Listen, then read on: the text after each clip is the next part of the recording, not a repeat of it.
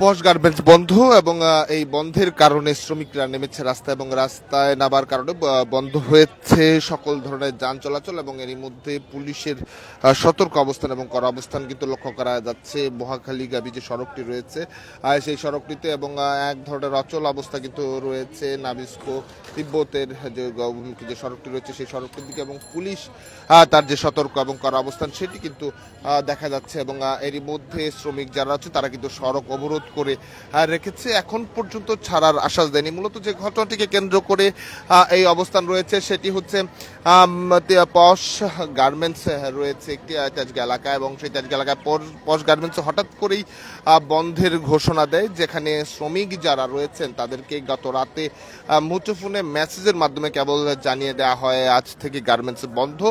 তবে তারা কোনো পূর্ব নোটিশ পায়নি এবং তাদের যে পাওনা হিসেব রয়েছে তারা মালিক কর্তৃপক্ষের কাছে যে পাওনা বেতন এবং বকেয়া যেগুলো রয়েছে সেগুলো বিষয়ে কোনো দিক নির্দেশনা না দিয়ে তারা যখন সকালে আসলে কর্মক্ষেত্রে গার্মেন্টসটিতে আসে এবং এসে তারা দেখতে পায় তা সেখানে তালাবদ্ধ রয়েছে এবং এরপরই তারা একত্রিত হয়ে মূলত তেজগাঁয়ের যে সড়কটি রয়েছে সেই সড়কটিতে অবস্থান করছে এবং সেই অবস্থান করার মধ্য দিয়ে কিন্তু যদি বলা যায় যে বিক্ষোভ, সেই বিক্ষোভটি দেখা যাচ্ছে এবং সেখানে সড়ক বন্ধ রয়েছে এবং সকল ধরনের যান চলাচল কিন্তু তারা বন্ধ করে রেখেছে। আমরা যদি একটু দেখাতে চাই যে সড়ক অবস্থা, শ্রমিকরা কিন্তু অবস্থান করছে এবং তারা কিন্তু বারবারই বলছে এবং পুলিশের পক্ষ থেকেও কিন্তু আবারও কথা বলা হচ্ছে।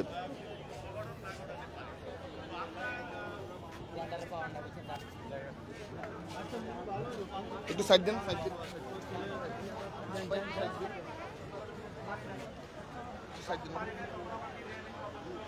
আমাদের কলকারখানার অবস্থান আমরা ওনাদের সাথে যোগাযোগ করেছি, আপনাদের সাথে যোগাযোগ করেছি, ওনারা আমাদের হেল্প করছেন এবং আপনাদের অনেক ভাই আমাদের সঙ্গে একটু আগে থানায় গিয়ে বসেছিলেন, তাদের সঙ্গে আমরা কথা বলেছি।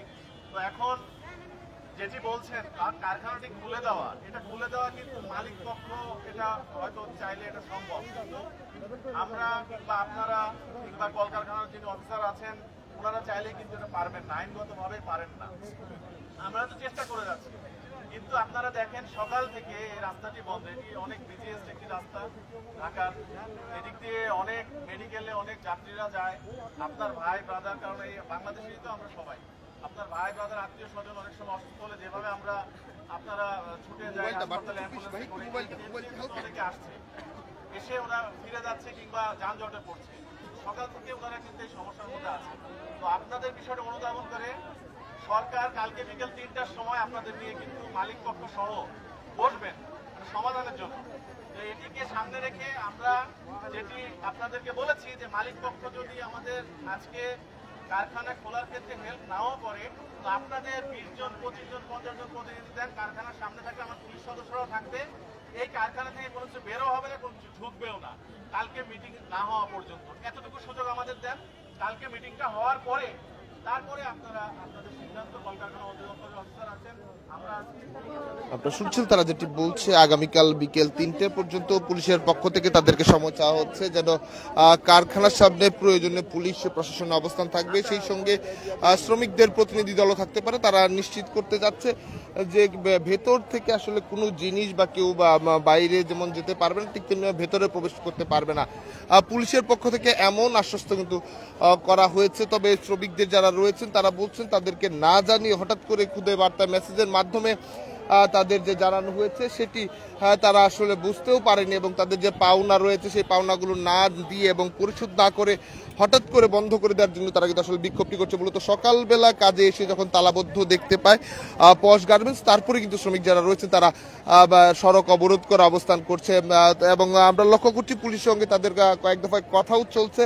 তবে পুলিশের পক্ষ থেকে যেমনটি তাদেরকে বলা হচ্ছে যে আগামীকাল বিকাল 3টে পর্যন্ত আসলে অপেক্ষা করবার জন্য সরকার এবং মালিক পক্ষের মাধ্যমে বসিয়ে তারা আসলে তাদের যে সমাধান সেই সমাধানটি তারা করতে চায় এবং এইটি কিন্তু তারা বলছে। এবং এমন পরিস্থিতি কিন্তু যদি বলা যায় তেজগাঁ এলাকায় মহাখালী যে সড়কটি রয়েছে মহাখালীগামী, সেখানে কিন্তু শ্রমিকদের যেমন সড়ক অবরোধ করে রয়েছে ঠিক তেমনিভাবে পুলিশেরও কিন্তু এক ধরনের সতর্ক করা অবস্থান কিন্তু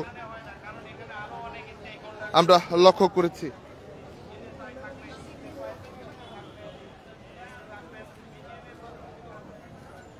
দর্শক, আমরা সরাসরি দেখানোর চেষ্টা করছিলাম যে মহাখালীর গামী যে সড়কটি রয়েছে এবং সেই সড়কটিতে তেজগাঁয়ের যে সড়ক সেখানে কিন্তু অবরোধ করে শ্রমিকরা মূলত পশ গার্মেন্টস যেটি রয়েছে সেটি হঠাৎ করেই বন্ধ করে দেওয়া হয়েছে। তবে পুলিশের পক্ষ থেকে বলছে গার্মেন্টস চালু করার বিষয়ে তাদের আসলে সিদ্ধান্ত দেওয়ার কেউ নেই এবং আইনিভাবেও সেটি সম্ভব নয়।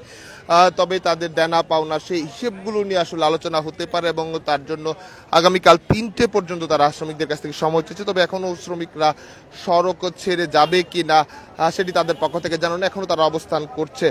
সম্ভবত তারা তাদের মধ্যে আলোচনা করে হয়তো বা সিদ্ধান্ত নেবেন। একটি প্রতিনিধি দল গার্মেন্টসের সামনে অবস্থান করবারও কিন্তু পুলিশের পক্ষ থেকে আহ্বান জানাচ্ছে। প্রয়োজনে সেটি দায়ও পুলিশের পক্ষ থেকে এবং সেটি নিশ্চিত করা হয়েছে যে কোনো জিনিস আসলে গার্মেন্টস থেকে বের করতে দেবে না যতক্ষণ পর্যন্ত আসলে আলোচনা হচ্ছে, এমনটি কিন্তু